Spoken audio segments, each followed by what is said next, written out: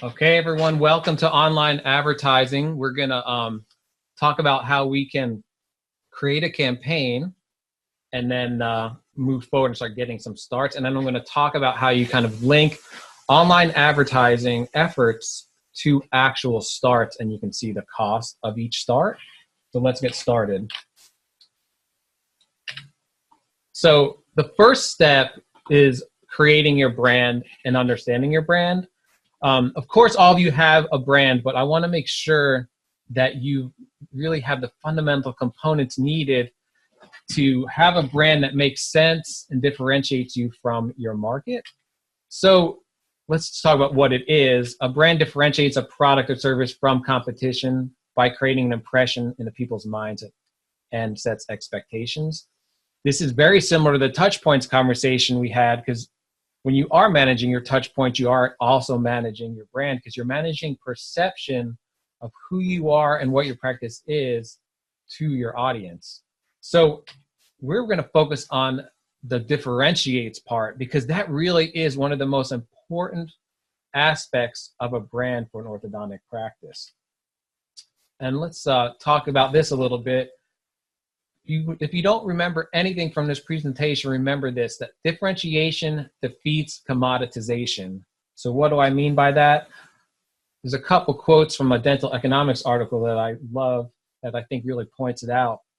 Joseph said, "I don't care where I buy a pair of shoes, a pack of gum, or any other commodity for that matter. I buy it wherever I can get it cheapest and with the most convenience."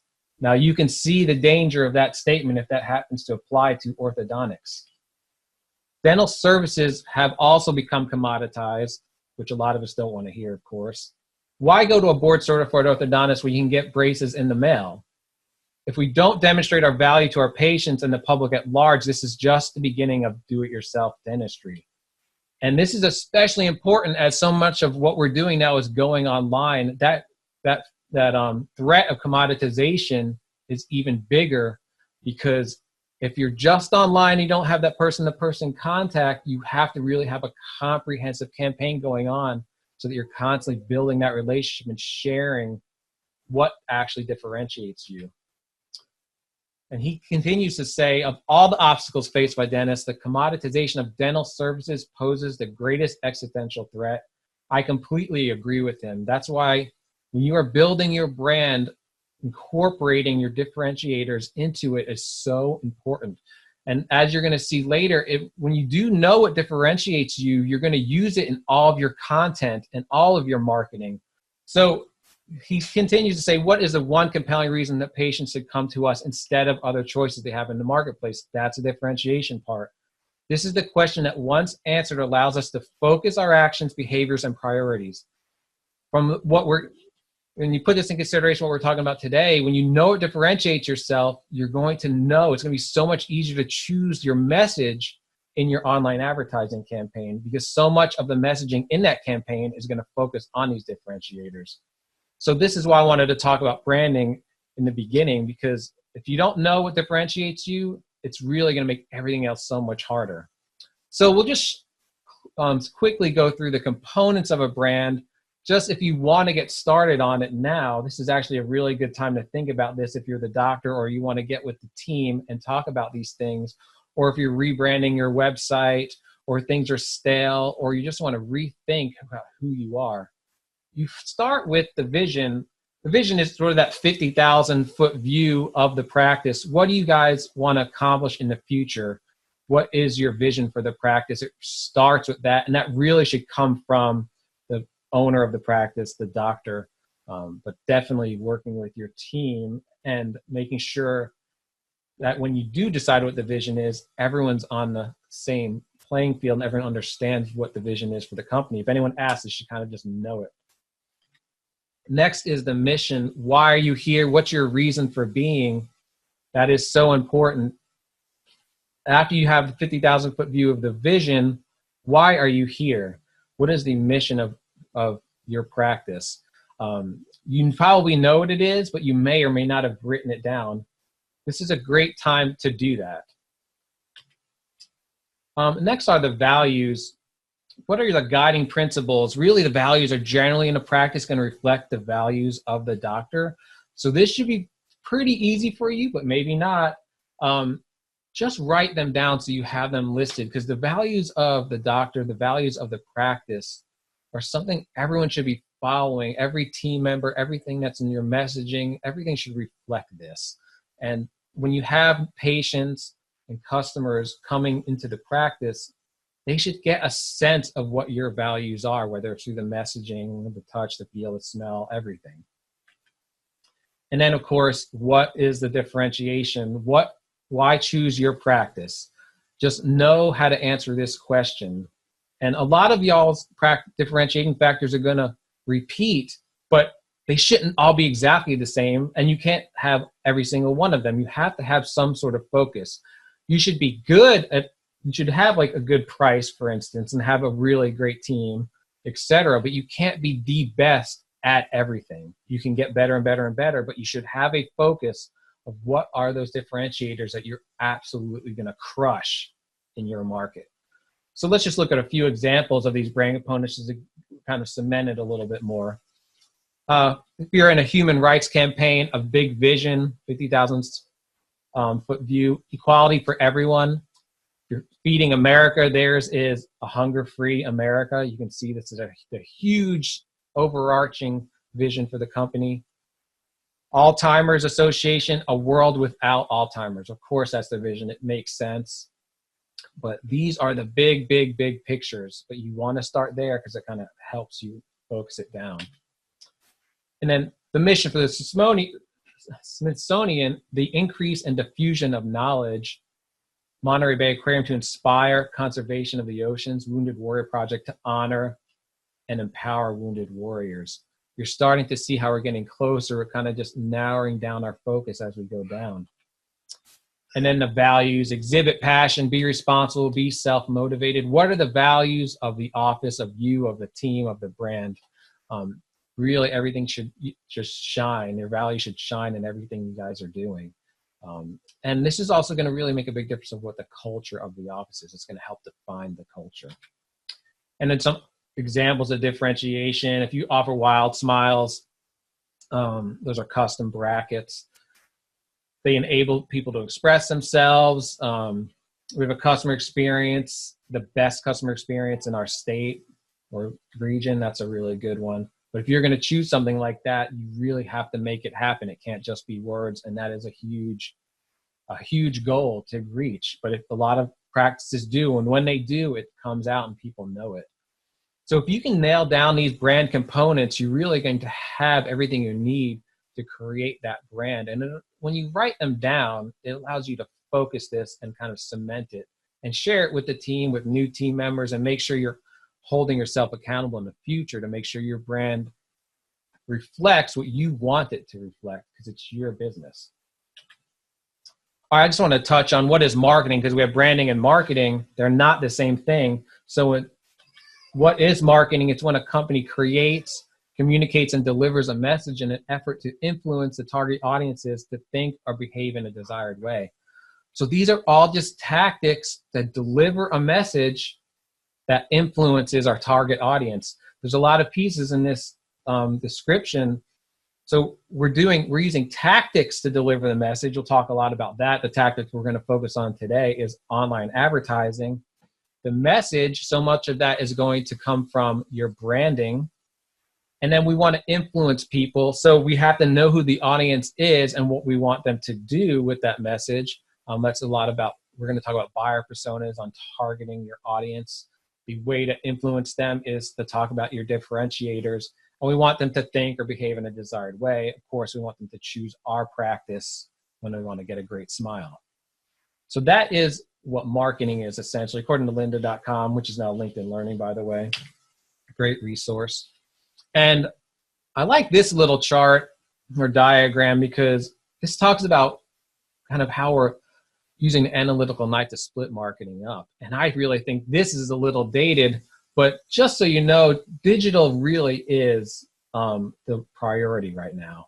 You can see social media, websites, automation, lead nurturing, online advertising, conversion rate optimization.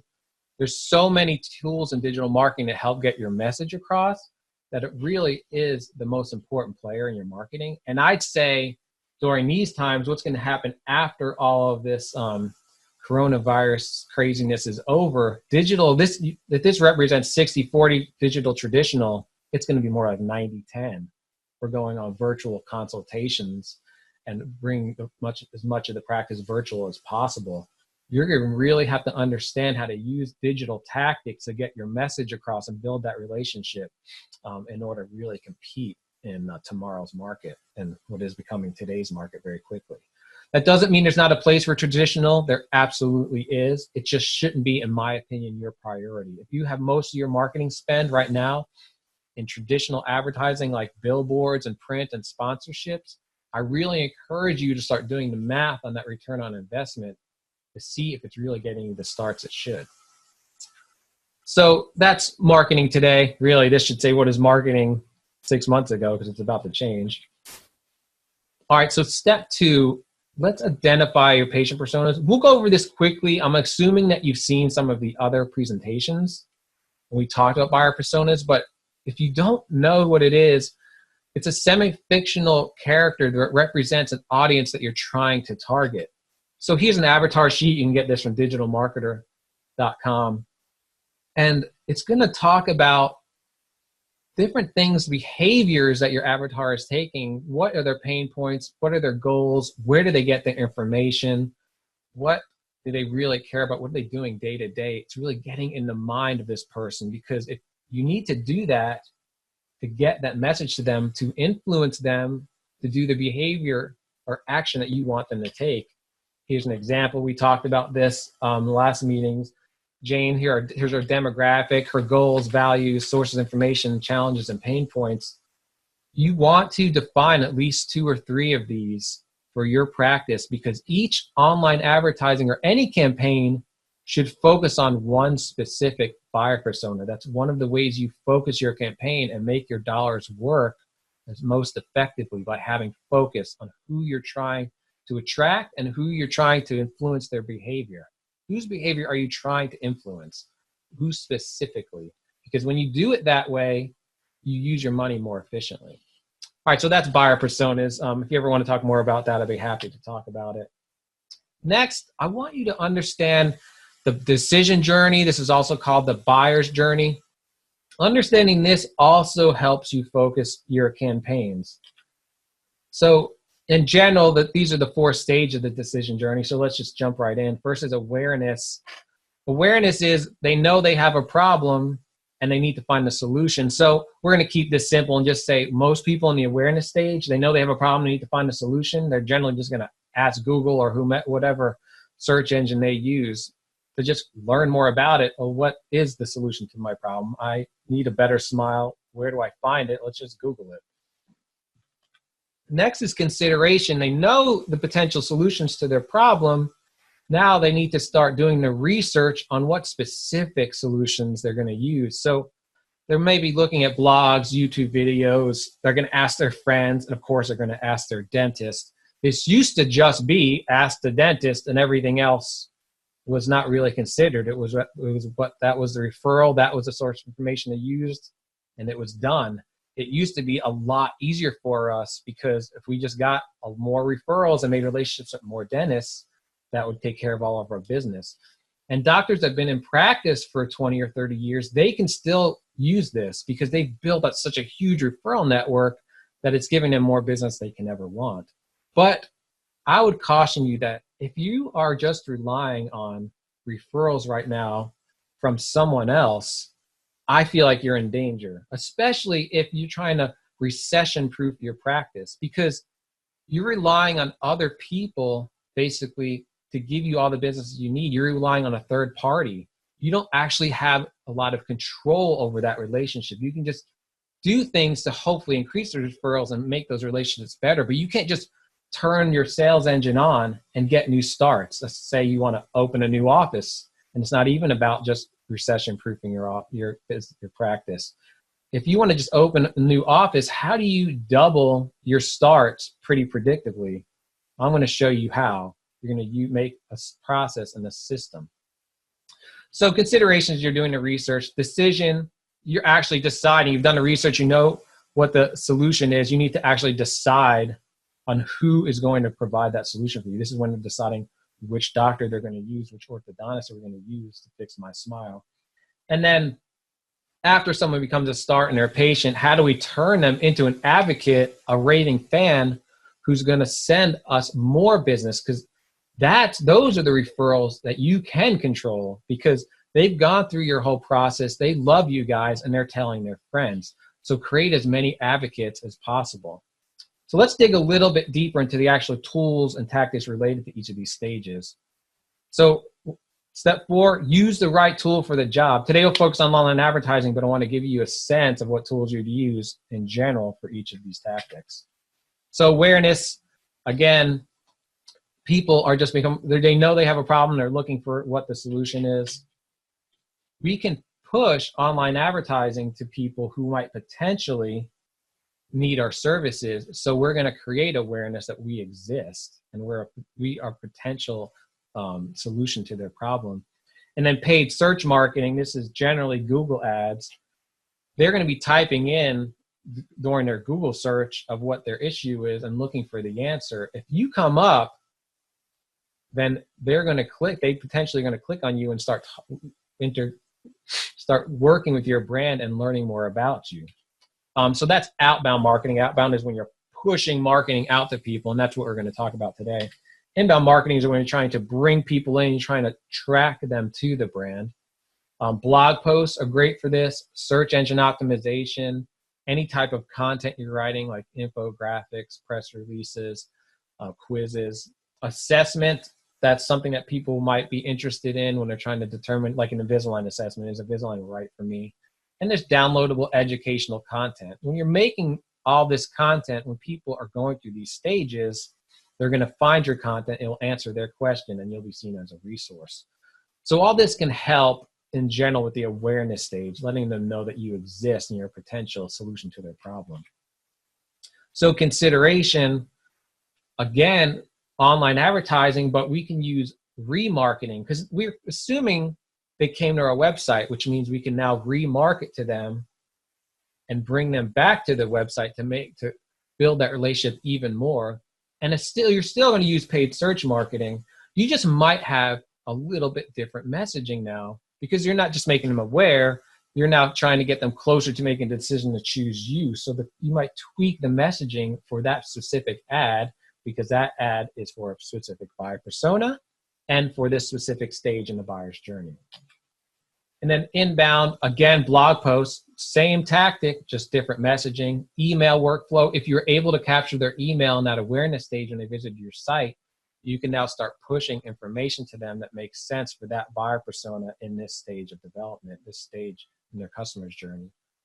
Search engine optimization, of course, we always want to come up when people are searching for these solutions, braces, Invisalign, a doctor near me.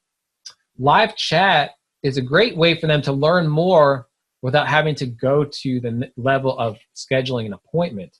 So if you offer live chat, Facebook messaging, etc., that's a good time for them to help them down that road when they're going down this buyer's journey. They're considering solutions, because you can be there to answer the questions. It's not too scary. It's easy. Then you can help push them down that buyer's journey. Videos on social and the website, all that's going to help with kind of creating social proof that you're credible, you're a resource, you're helping build that relationship. All those things are going to help get them through consideration onto the next stage, decision, which is where we really are trying to get them to choose us as the resource, choose us as the solution to their problem.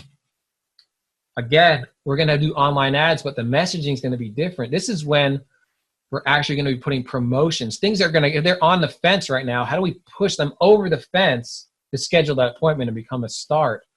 Outbound, it could also be print ads. They're going to just see your brand again. This is when traditional marketing can work if you have it in the budget and you're doing all your digital properly. You can use traditional marketing because it's going to just be another place where they see your brand. The more times they see your brand, the more often they're going to think of you, the more likely they're going to choose you when they need that solution to their problem. But online ads are perfect for the decision stage. You just want to tweak the messaging for people who are kind of on the fence and they just need something to push them a little bit over to schedule that appointment.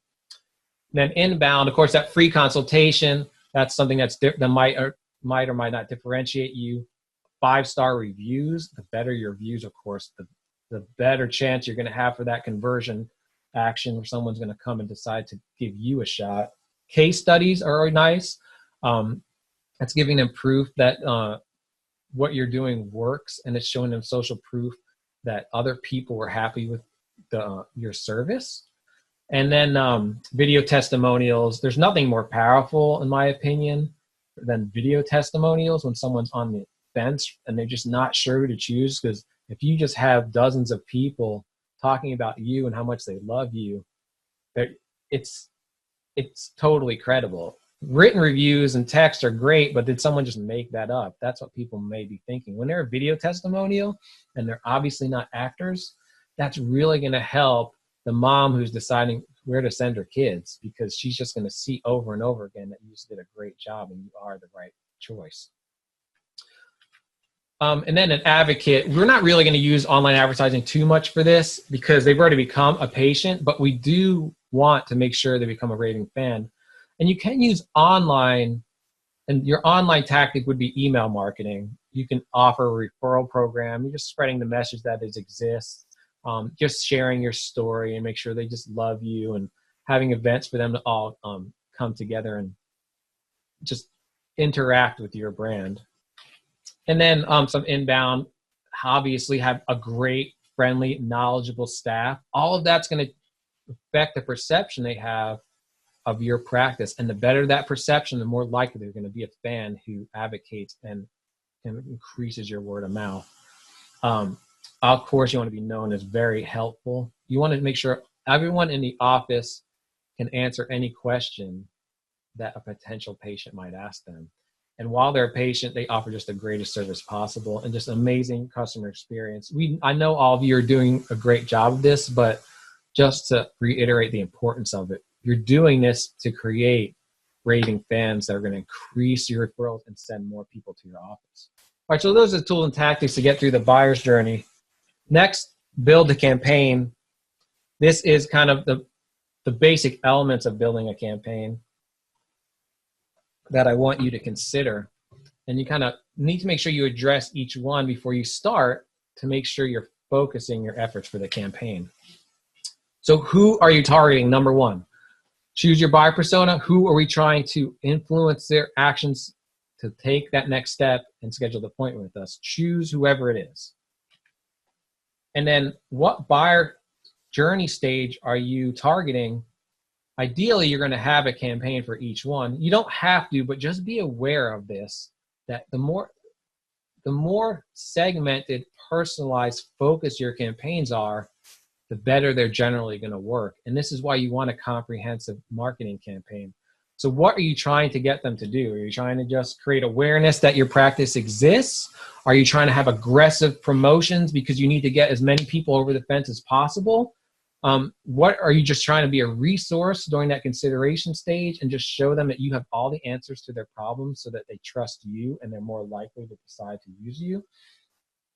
You want to choose which stage that you're focusing on with your campaigns.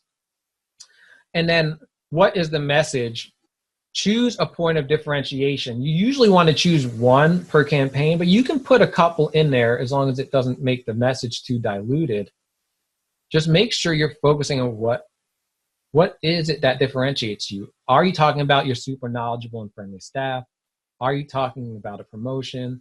Is it your location? Is it the fact that you offer online consultations right now? Each ad should talk about a specific point of differentiation, which is why you need to start with the brand and know what your differentiators are, because you're going to use that now when you're doing the online advertising campaign. And then where are you sharing the message? So I just mean, are you using Google? Are we using Facebook, Instagram, Pinterest, TikTok? What are we using to share the message? Generally, in sophisticated campaign, we're going to use more than one of them, but it's totally fine if you're doing it yourself and you're really good at Google Ads, so that's what you do, or you're really good at Facebook, as long as that channel, is seen by your buyer persona. For instance, Pinterest is a good one because we know moms are on Pinterest. If you're trying to reach moms, Pinterest is a great channel for that. Facebook is also a great channel for moms, obviously, especially because you can specifically target it. Facebook is great because you can target people so minutely, and you can really focus on specific people who have specific interests in a specific age group, etc. That Facebook is great for targeting. Google Ads is great for intent. When people are making a search, they're kind of giving away what their intent is. So when they're looking for an orthodontist near them, you know that's the whole purpose of their search. So if you tailor your campaign to that, that's sort of how you're using a Google campaign. TikTok is just new and a lot of people love it, so it's a little bit an experimental one. But if you look at the braces guy, you can see that he is killing it right now. Be a good person to do some research if you're thinking about using TikTok. But just decide which channel or channels you're using for your campaign. Where are you sending the traffic? So when you're making a campaign, what's happening? Let me tell you what not to do. You don't make a Google campaign, Google search ad, and just send people to the homepage of your website. I'm not saying you never do that, but you want to start. That can be what you first start doing when you're getting started, unless your homepage, your site is very, very targeted. You generally want to send them to a landing page that has a very specific action to take. A campaign, especially a Facebook campaign or an Instagram campaign, those should be going to either, it should be a lead ad that captures it right on Facebook, or going to a landing page that talks about that very specific offer or content or whatever you're trying to say in that message. So what happens to this traffic? Make sure that it's doing something very specific to that campaign. And if you're sending to the homepage, make sure you're measuring what is going on in that homepage. The people that went to the homepage, what were they doing? Or can you look at heat maps, or you're looking at your Google Analytics, etc. Ensure that people are taking the action you want them to take when you're sending traffic to that. All right, how are you optimizing conversion? So when I say conversion, we're actually going to talk about this a lot more when I talk about the different conversion events that we care about. But when people come to the site, are you measuring their conversion from traffic to your site, to a phone call, to filling out a form, to filling out a chat? All this should be able to be measured so that you can see if the campaign is working, and you can start making little tweaks. For our customers, we offer all of those things, including heat maps, which means you can see if people are clicking where you want them to click. We also record the visits on the site, so you actually can see someone moving their mouse around on the landing page to see if they're doing what we want them to do, because all these things are hints to show you what you should keep and what you should change in a landing page on your website and an ad. Because you want, the better your conversion is, the farther your money is going for your campaigns. And then how are you nurturing the lead? So now that you've got the lead and it's in a database, obviously we want you to call that person as soon as possible, assuming it makes sense in the campaign, to see if they need any help. If it's a campaign to schedule an appointment, try to just schedule the appointment with them, etc. But what happens after that? What if you just have to leave a voicemail? What if the campaign doesn't make sense because it's a contest, so you have to wait some time before you can call them? What is the automated things that are happening? Do you have automated emails happening? Do you have retargeting ad campaigns happening? What are you doing to nurture those leads, to keep building that relationship with them, so that they are ready? When they are ready, they are more likely to schedule the appointment. So when they schedule the appointment, they're more likely to come in. So when they come in, they're more likely to actually become a start. You can do all of this and nurture them to increase the likelihood that they will convert from a lead to a start. So step 6 is measuring campaign success. That's what we're going to talk about next. And I'm going to use this Google Ads calculator, online calculator I made, and I just want to walk you through it. It's downloadable right on the page where all these videos are, but I thought it would be fun to go over and show you how it's used, because if you're not measuring the success of your campaigns, you can't keep making them better. You don't know if your money is going where it should and it's really being used well. All right, so this is the simple Excel doc that I made, and I want to just go through each step of it so that you understand how to use it and see if your online campaign is really working. So first you start with what's your total ad buy? I mean, how much are you paying Facebook, Google, etc. to purchase ads? So you can change this to whatever you want, $600, $100, whatever. Just stick with 500. This at the end is going to give you the total leads that actually became a start, paid you to fix their smile. So let's just go back. So let's say you have an ad buy. Your cost per click in Google Ads is very easy to see. It'll show you right on the dashboard how much we're paying per click to the website. So let's just say we're spending $2.50. That's going to give you the traffic to the brand. I say brand, but most of the time we're talking about website, but this could be to the office, to the social media, whatever your campaign is trying to do. So for $500, if we're paying $2.50 per click, we're getting 200 strangers that go to, let's say, our website. Then what percentage of those people actually pick up the phone and call your office? If you're tracking your calls, you can see this. You can see that out of the 200 people I paid for my Google ad, 2.5 called the office. So that's one conversion event. That's traffic calling the office. That's probably the most valuable conversion event because now you're on the phone with them and you can turn that person into a scheduled appointment. But what percentage of them are filling out a form? I'll say or messaging. We'll just put them in the same bucket. They message you. They might have filled out that virtual consultation pop-up, anything that's sort of not a phone call, but they typed in their information to get started and talking to you. It's going to be usually less of a percentage. Let's just say it's 2%. That's another conversion event. We've already paid for the traffic at $2.50 per click. Now, this smaller amount, we're going to keep going down the funnel, will actually interact with you.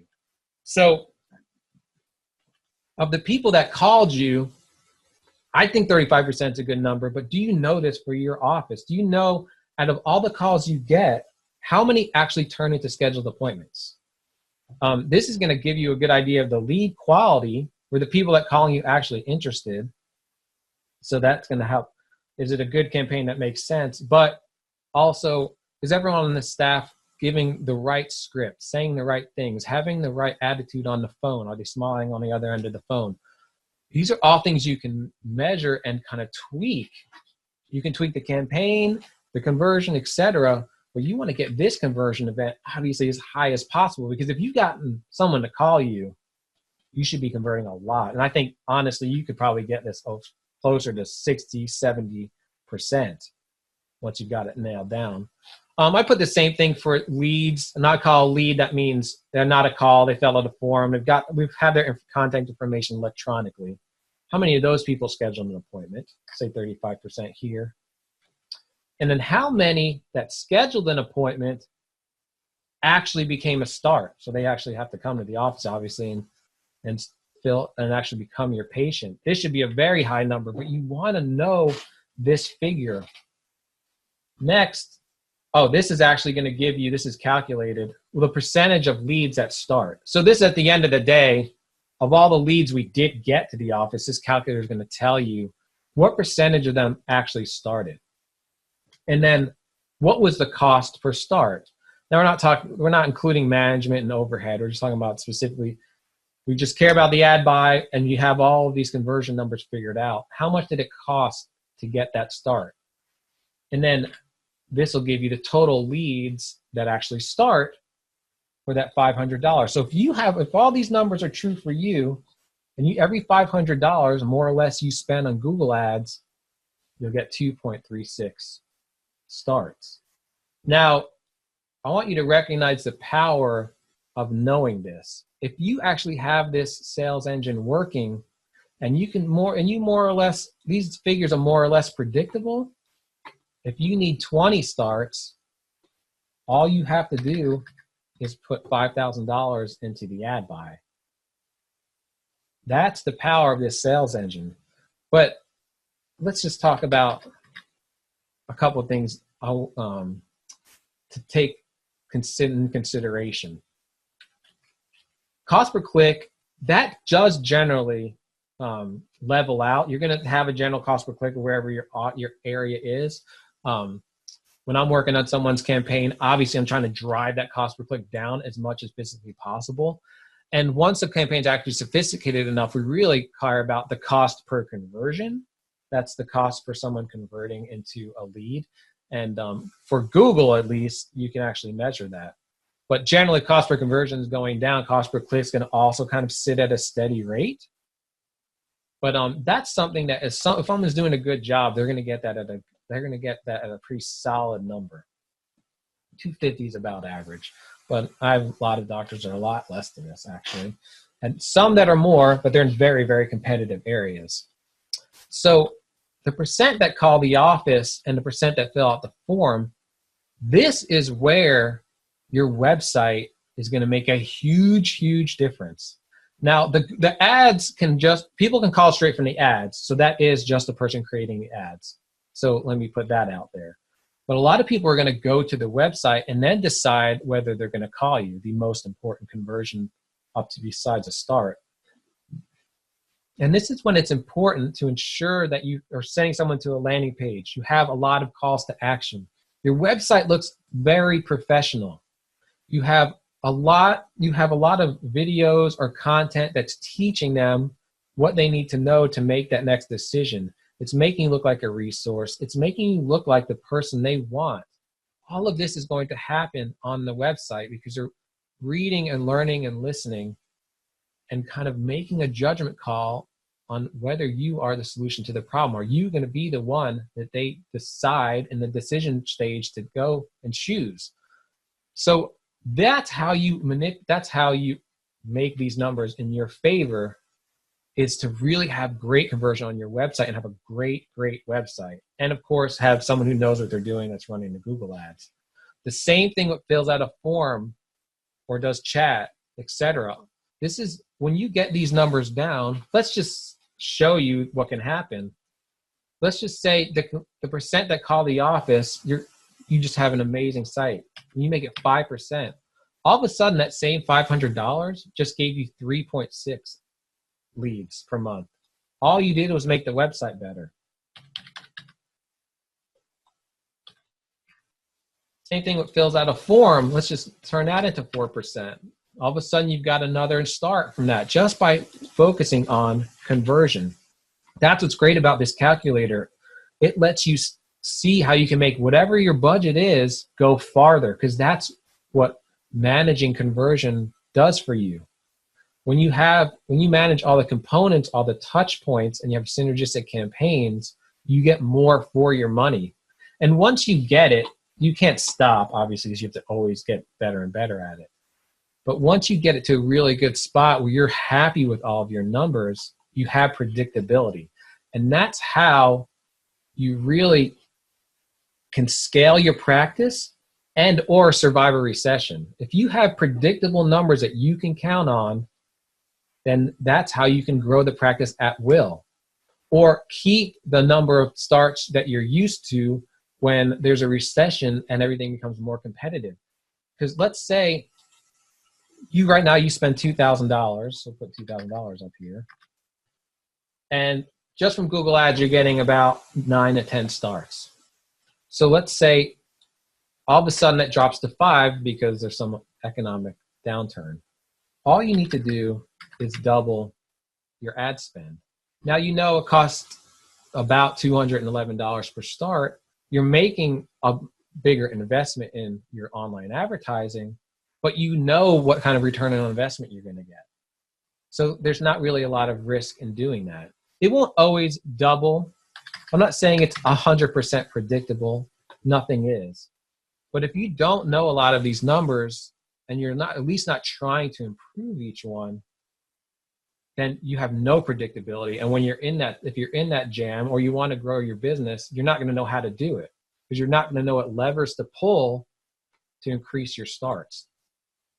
And then all of this, people that schedule appointments that starts, first-time calls, everything in blue here, this is what's happening in the office. Most of this, if you're outsourcing it, would be done by someone like me. If you're doing it yourself, whoever is in charge of marketing is doing all of this. all this is totally within your control in the office. This is when, if you have a great consultant, you work with someone like Engaged, they can help you with these conversion numbers. But know that you can't just hand off the ball to someone and they handle all of it.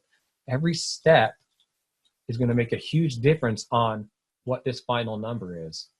Because if you want 50 starts per month just from non-referral digital marketing, and you know you can put $10,000 in ads and you get 50 starts, that's great. That's when you can really grow the practice as fast as you want and feel like you're going to be protected if there's an economic downturn.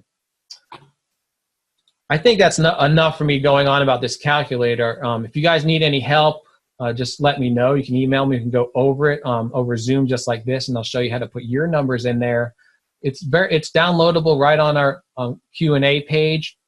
It's Ortho Sales Engine / Ortho Thrive. It's all the links in your emails, and you can download this. I think it's a great help in helping you find out if your Google ads are really paying off like they should, and which of these conversion events you need to put your focus on so that you can get the most starts for your ad spend. So we have about 13 minutes. I'll just open it up to Q&A. So if you have any questions, just let me know. And if you want to talk offline, I'd love to do that. Just email me anytime. Thanks for your time, and I'll talk to you soon.